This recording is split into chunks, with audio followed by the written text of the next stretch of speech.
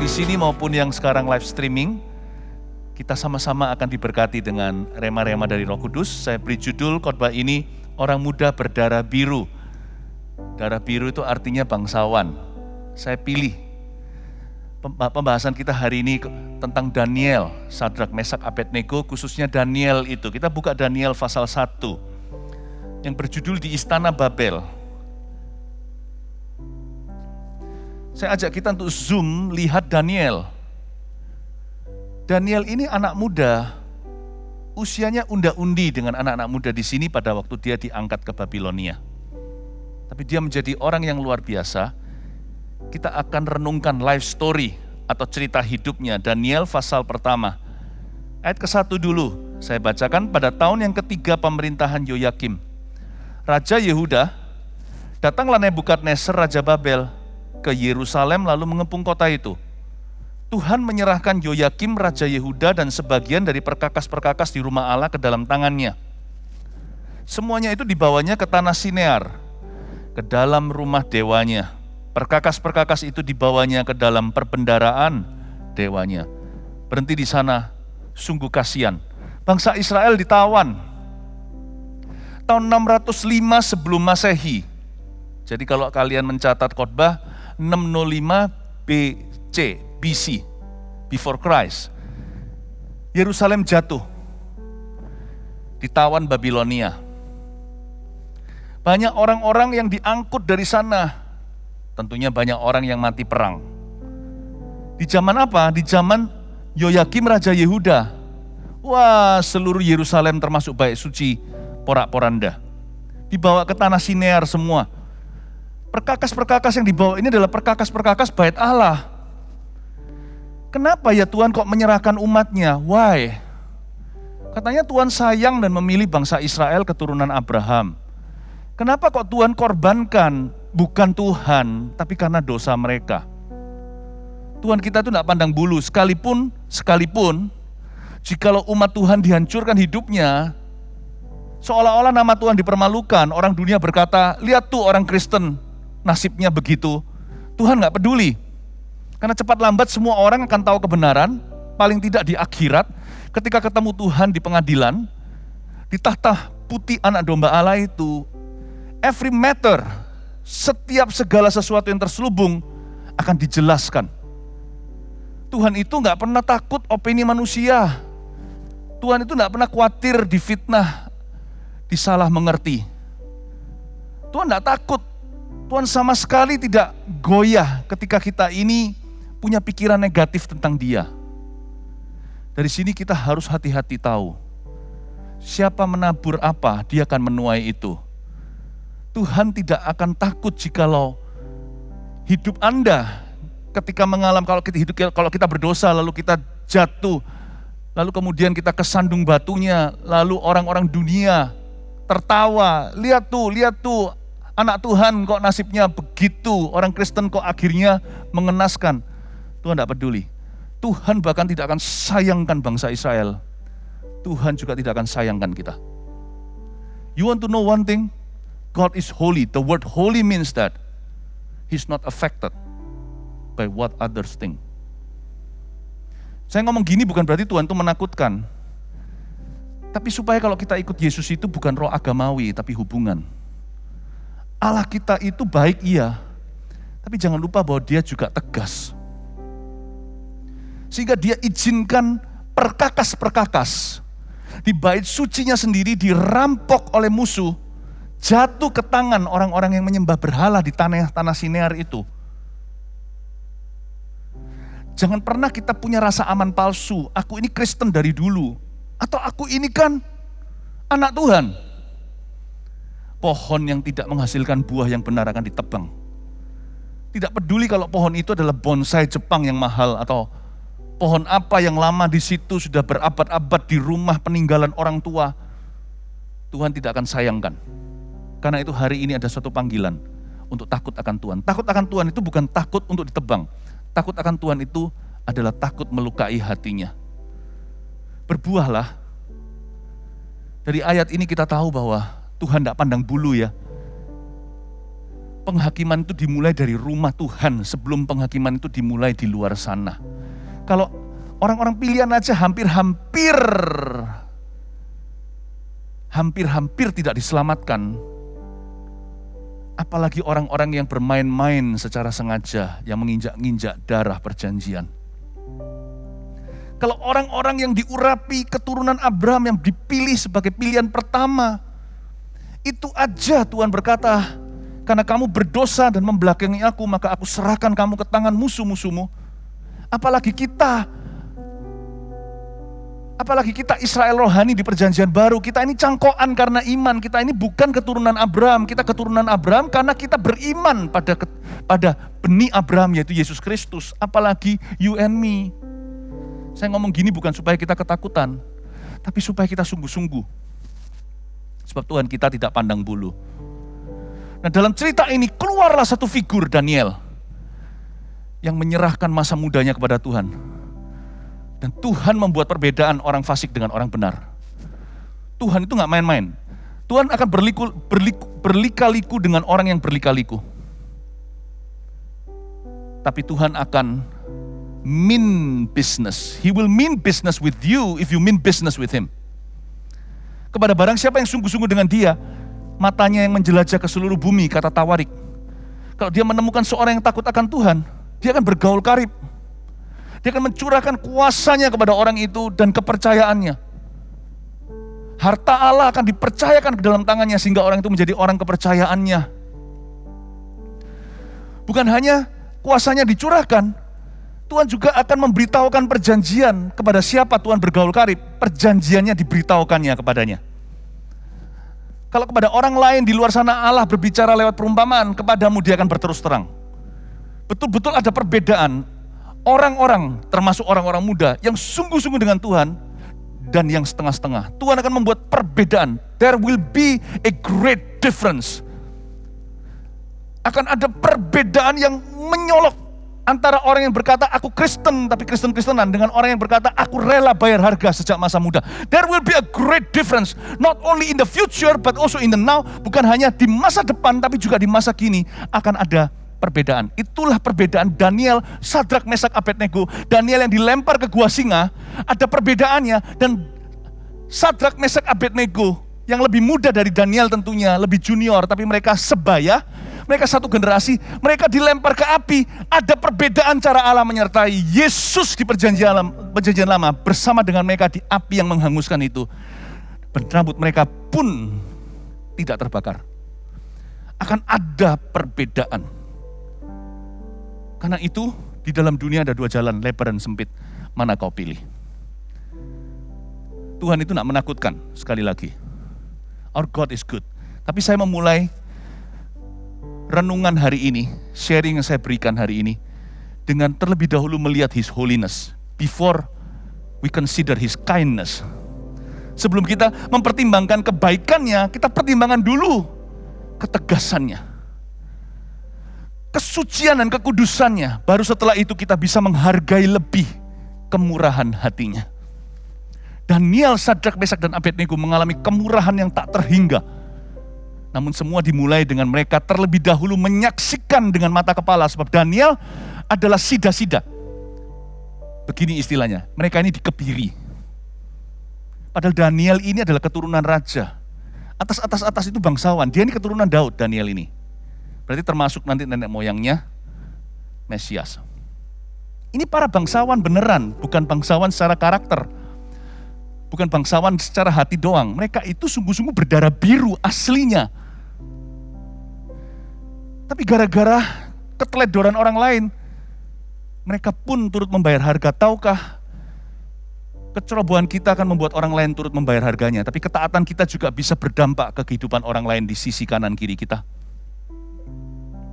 Jadi Daniel ini menyaksikan sendiri Allah yang suci waktu dia masih muda. Tepatnya 605 sebelum Masehi. Dia menyaksikan bagaimana Yerusalem yang dibangga-banggakan. The invincible, untouchable Jerusalem. Yerusalem yang tidak bisa dijatuhkan. Yang kebal ceritanya. Yang perasaan amannya tidak tergoyahkan. Kami ini umat pilihan Allah. Boom, jatuh diserahkan ke tangan musuh. Dan Daniel muda atau Daniel kecil melihat itu. Wow, dan hari itu Daniel belajar sesuatu. Bahwa jangan pernah main-main dengan Tuhan. Karena Tuhan kita sangat lemah lembut. Tuhan bisa bercanda enggak? Bisa. Kalau Tuhan enggak punya selera humor, masa Tuhan ciptakan dirimu dan diriku? Mau tahu Tuhan punya selera humor enggak? Lihat kanan kirimu. Ya kan? Teman-teman sebelah kanan kiri kita itu kan ada kelucuan-kelucuannya, itu dari Tuhan semua. Tetapi Tuhan kita juga serius. He means business with you. He means business with you. Dia nggak main-main denganmu. Jangan pernah berkata, aku kan masih muda. Orang di dunia berkata, kan masih banyak waktu. He means business with you. He died for you. Dia mati untuk dirimu, bukan ketika Tuhan nggak mati untuk kita ketika kita tua. Tuhan mati kita bahkan bukan ketika kita baby. Ketika kita belum dilahirkan, dia sudah mati di Kalvari. He means business with you. Even before you were born. Sebelum kita dilahirkan, dia sudah serius dengan kita. Ketika kita dilahirkan hari pertama ngoek jadi bayi, dia sudah serius dengan hidupmu. Sekalipun kita belum mengerti, makanya itu gereja kita sangat serius dengan anak muda.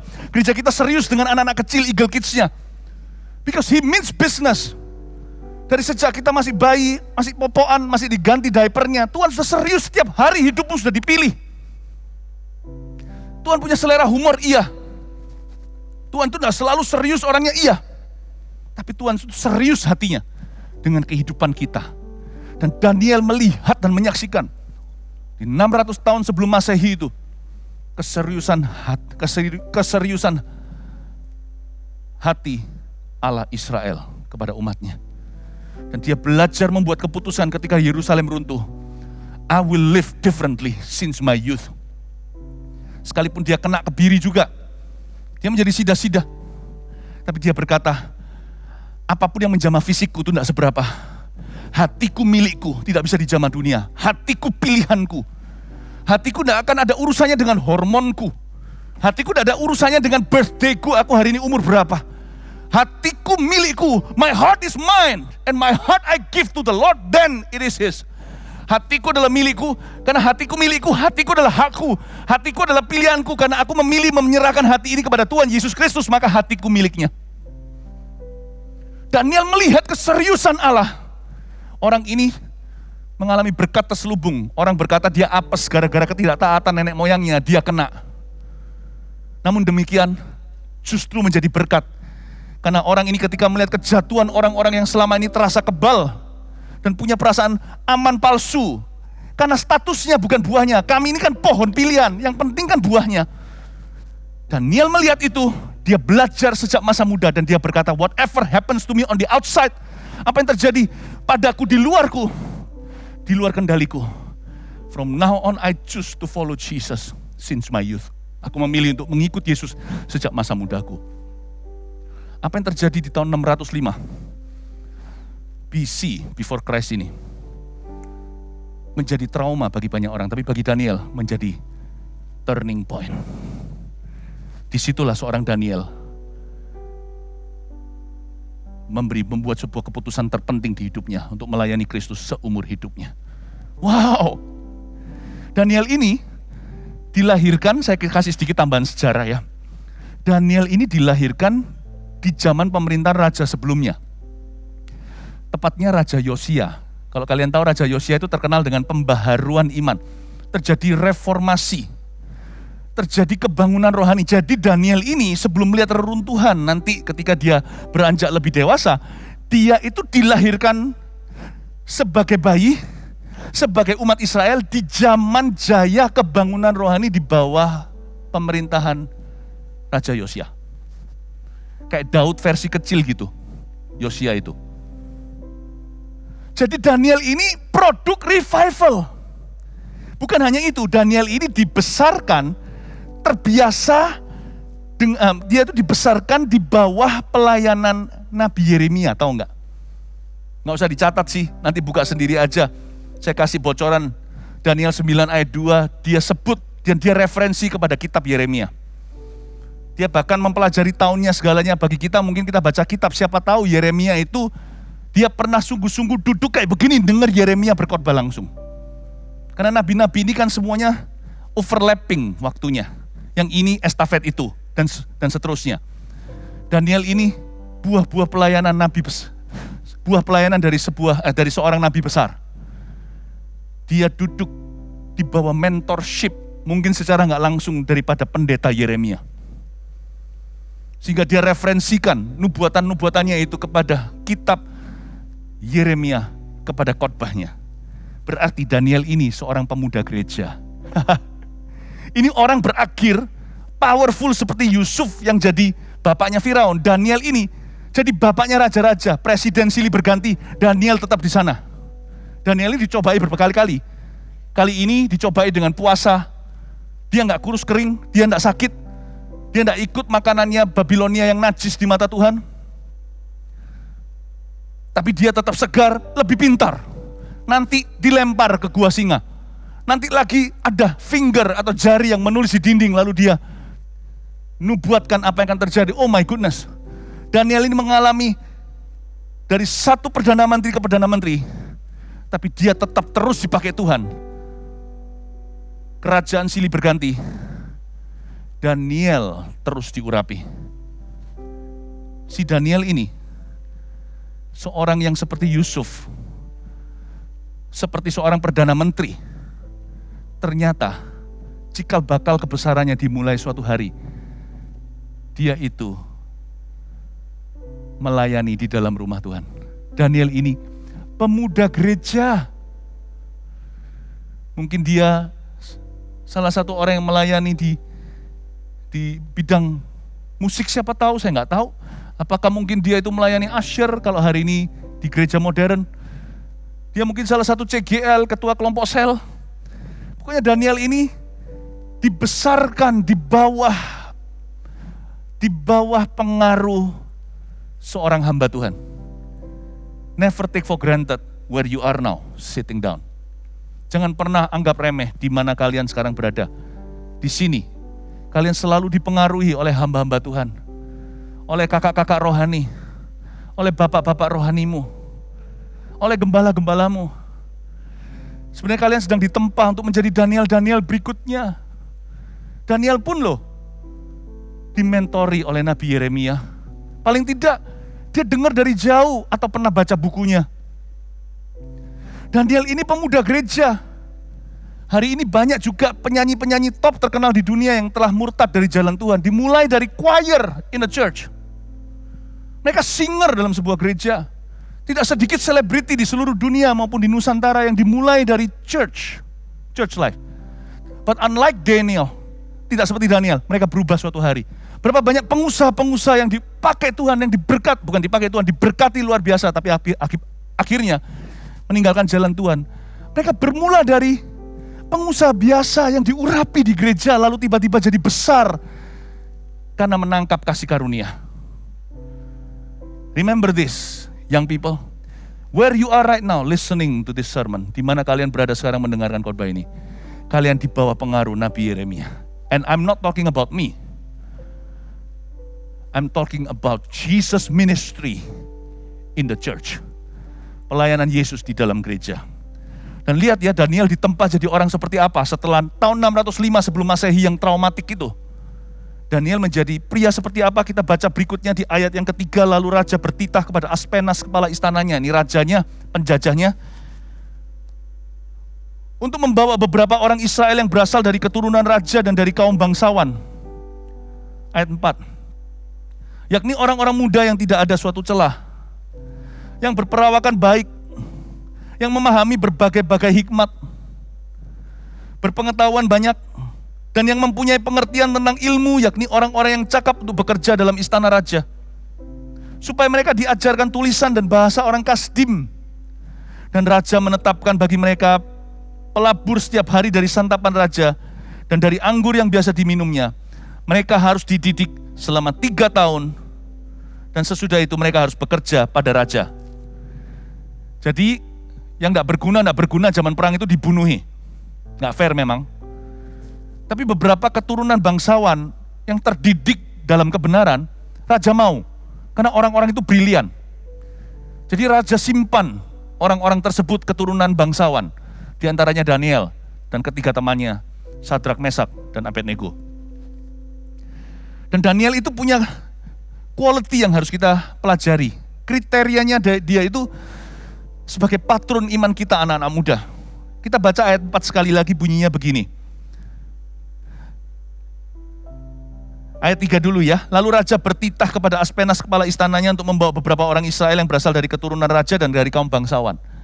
Ayat 4, yakni orang-orang muda yang tidak ada sesuatu celah. Nomor 1 catat. Orang muda berdarah biru itu karakternya seperti apa? Belajar dari patron Daniel. Pertama, orang-orang muda yang tidak ada sesuatu celah. Bicara tentang kekudusan moral. Write that down. Moral purity. Kita harus jadikan ini goal kita loh di masa muda. Moral holiness, moral purity. Kalau holiness, kalimat Inggris itu terlalu tinggi. Am I holy? Aku rasa aku tidak suci. Ya sudah, purity aja. Purity itu komitmen soalnya. Moral purity, kekudusan moral bahasa Indonesianya. Zaman sekarang ini zaman bobrok. Rusak akhlak. Moralitas sudah ambruk. Tapi kalau di dalam gereja ini disimpan anak-anak muda seperti anak panah disimpan di tabung panah pahlawan, diluncurkan nanti tepat waktunya, banggalah kalian. Kalian seperti Daniel yang dimentori oleh Nabi Yeremia. Kalian sedang dipersiapkan untuk jadi Perdana Menteri, bahkan lebih tinggi istilahnya. Kalian itu sedang mau diluncurkan.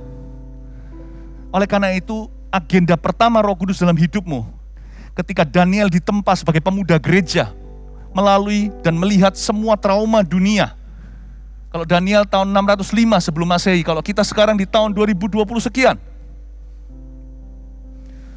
Dan Daniel ini juga pernah melihat kebangunan rohani. Kalian juga dilahirkan baru di dalam kebangunan rohani. Dan agenda Tuhan nomor 1 adalah your moral purity.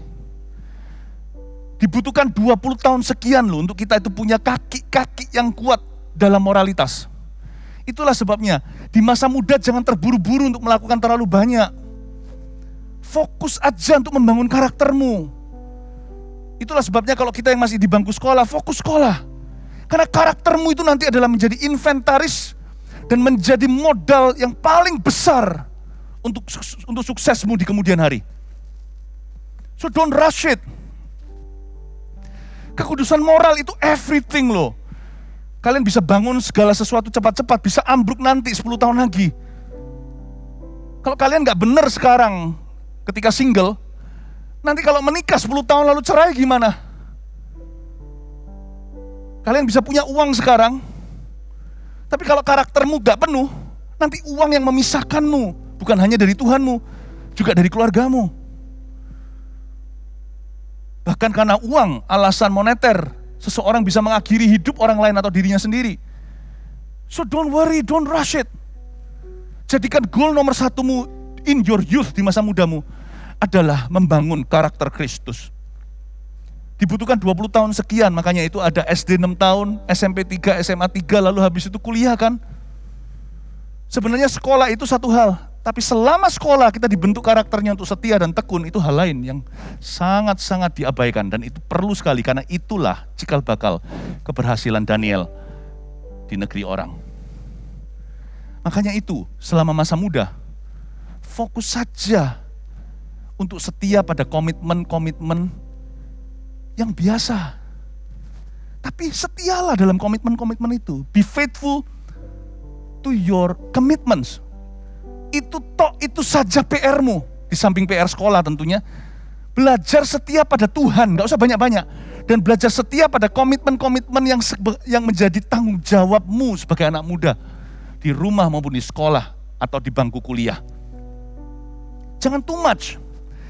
Jangan terlalu banyak, karena masa muda itu masih banyak gejolak. Jadi jangan terlalu banyak. Kalau kita mau pergi fishing, kalau kita mau pergi untuk memancing ikan, naik perahu ke tengah-tengah lautan, don't have a big breakfast please. Teman saya nggak ngerti ini, makan sebanyak-banyaknya karena tahu dia takut nanti kalau di tengah lautan dia lapar. Ya kan? Tapi ternyata seperempat jalan, goyang-goyang bootnya, tumpahlah isi perutnya. Masa muda itu banyak gejolak, karena itu jangan mikir terlalu banyak. Be simple, will you? God and your duty. Udah itu aja. Dan kalau kalian bisa setia sama Tuhan dan tanggung jawabmu sehari-hari, itu selama 20 tahun akan menjadi karakter. 20 tahun itu maksudnya sejak baby. Dari kecil, apalagi yang tidak dididik dengan benar oleh orang tuanya. Banyak ketinggalan, banyak PR yang numpuk. Kalau gitu jangan terlalu fokus kepada banyak sesuatu. Maksudnya jangan fokus banyak-banyak karena masih banyak gejolak. Kalau selama ini dalam keluarga tidak dididik dengan benar, baru di gereja 3 tahun terakhir ini mengenal Tuhan, apalagi begitu, don't get distracted, jangan terlalu banyak gangguan. Aku akan kejar ketinggalan selama hidupku loh. Sekarang ini aku baru umur 16 atau umur 16 aku baru kenal Tuhan. Aku udah ketinggalan 16 tahun dari orok bayi. Papa mamaku bahkan tidak serahkan aku sebagai bayi, sebagai papa mamaku tidak serahkan aku sebagai baby kepada Tuhan di gereja. Bahkan dulu kami dari keluarga yang menyembah berhala. Aku ketinggalan luar biasa. Baru umur belasan sekarang mengenal jalan-jalan Roh Kudus. Waduh Tuhan, orang butuh 20 tahun. Aku harus kejar hanya berapa tahun? Ajarku fokus. Fokus saja pada kekudusan moral. Salah satu prinsip yang kalian bisa pegang adalah pacaran sekali untuk menikah. Ini bukan sebagai hukum Taurat, tapi ini sebagai seat belt kebenaran. Supaya kalian tidak buang waktu, tidak disakiti dan menyakiti. Supaya kalian tidak berputar-putar di padang gurun dan ujungnya keluar gigit jari bukan di tanah perjanjian sama sekali. Salah satu prinsip yang bisa dipegang adalah aku tidak mau pacaran sembarangan. Tidak mau seperti anjing yang di musim kawin keliling cari tetangga mana yang bisa dia kenali. Ya kan? Lalu kenalan sana sini. Siapa yang kembali langsung jadi. Kita ini dicipta dalam gambar dan rupa Allah. Pilihan kita tidak murahan. Miliki prinsip, salah satunya saya kasih contoh kekudusan moral. Aku mau punya komitmen Tuhan, tidak sembarang pacaran. Aku mau punya prioritas yang jelas. Ketinggalanku banyak. Aku mengejar kekudusan moral. Moral purity is everything. I will commit to you. I will commit to my responsibilities as a young man. Aku akan komitmen kepada tanggung jawabku sebagai seorang muda di hadapanmu. Aku tidak minta lebih dari itu. Aku belajar untuk setia dalam perkara-perkara sederhana. Kudus, kudus, kuduslah Tuhan. Sucikan dan kuduskan hatiku, agar aku menjadi pelayan selama-lamanya di dalam hadirat-Mu. Wow, yang kedua. Yang pertama kan yakni orang-orang muda yang tidak ada sesuatu celah. Yang kedua, yang berperawakan baik. Garis bawahi itu. 2, kesehatan badan. Kenapa badan kita ini perlu, nggak cuma rohani? Karena itu dijaga ya. Orang-orang muda biasanya sering abuse bodinya. Karena mentang-mentang kalau anak-anak muda, kalau kesleo atau injury, dia cepat sekali kembali. Orang tua biasanya lebih menjaga badannya. Karena anak muda, sekalipun terkilir dia tidak terasa karena masih muda ototnya. Tetapi ingat ya, rencana Tuhan tidak bisa terpisah dari badan. Nggak peduli nabi mana bernubuat, tahun depan kamu akan dipakai seperti apa. Kalau tahun depan kita meninggal dunia, nubuatan itu berhenti. Kalau kita mati prematur karena sakit penyakit, nubuatan itu nggak jadi. Kenapa? Karena tanpa badan, Anda tidak bisa di bumi. Makanya itu tubuhmu bait suci. Tubuhmu itu mabesnya Roh Kudus, markas besarnya. Tanpa itu, Tuhan akan pakai roh gentayangan. Kalau saya mati hari ini nih, karena saya nggak jaga diri, nggak mungkin besok saya KKR. Lalu kalau di rumah seseorang, ada spirit yang berkata, saya Philip Mantova mau berkhotbah, tengking itu bukan saya.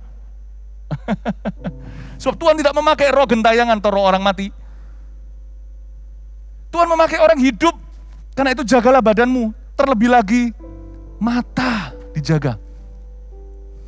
Saya khawatir sebagai hamba Tuhan, saya berikan pesan, kalau luar sana saya nggak bisa apa-apa. Tapi kalau kepada anak-anak rohani sendiri, saya pedulikan. Karena saya punya akses untuk bicara ke kehidupan kalian. Jagalah matamu please, bukan mata dari dari berdosa ya, bukan. Jaga dari silinder minus nanti suatu hari umur 40 plus. Karena zaman-zaman kita ini belum ada gadget waktu kita seumuran kalian. Saya waktu saya seumuran masih pelajar maksudnya, nggak ada gadget. Handphone pun nggak bisa dilihat, segede botol minum begini loh yang dipegang oleh Cho Yun Fat. Itu loh handphone yang gede-gede itu loh, yang apa itu mereknya? Yang kayak botol minum itu. Ini pun ya, mata kita karena sekarang bukan karena main game. Saya harus balasin ini itu, email lah, semuanya kan di HP hari-hari ini. Boro-boro game. Saya harus ngedit ini, ngedit itu, ngatur ini, ngatur itu, semua di HP. Setelah selesai saya taruh buram mata saya. Tapi untungnya saya mulainya telat karena belum ada teknologi itu. Kalian mulainya early, dari kecil sudah iPad-an begini. Bahkan dari bayi beberapa yang masih batita sudah pegang begini. I'm afraid when you are my age, you'll be blind. And God's prophecy will be cut short in your life because of your sickness. Karena penyakit kalian, penyakit yang bukan dari Tuhan, penyakit yang karena keteledoran. Jaga matamu. Dijaga. Anak Tuhan kalau bisa tangkap nasihat saya ini dengan baik dan benar, nanti ya, yang jadi pilot, yang jadi apa semua anak-anak Tuhan. Sebab dari zaman ini, generasi anak-anak muda ini di dunia, semuanya akan juling nanti. Tapi orang-orang, mereka akan heran semuanya. Anak-anak muda dari gereja itu matanya cemerlang semuanya.